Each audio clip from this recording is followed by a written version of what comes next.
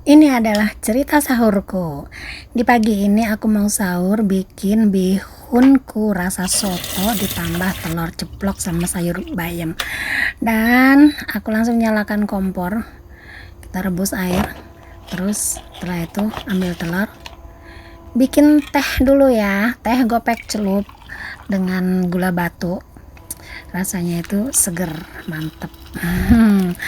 Terus nah ini bihunku rasa soto, buka dulu. Setelah itu masukkan ke dalam air yang sudah mendidih, dan setelah itu tambahkan telur ceplok, langsung aja masukin ya, tuh jadi telur mata gendruwo. Terus ditambah lagi sayur bayam biar ada vitaminnya, biar tambah kenyang. Nah bahkan udah 2 menit, cepet banget kan matang. Setelah itu masukkan bumbu-bumbunya, aduk rata biar menyatu. Nah, di sini aku tambah kelanting biar ada kriuk-kriuknya gitu ya. Dan kita icipin segernya kuahnya bihunku rasa soto. Bener-bener seger. Ya, bismillahirrahmanirrahim.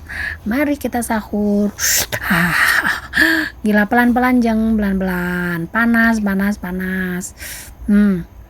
Itu si Ajeng mulutnya lebar banget, segitu gedenya masuk dia hop karena dia tuh takut keburu-buru karena imsaknya itu tiap hari itu semakin mepet ya, jadinya makannya itu bisa dipercepat.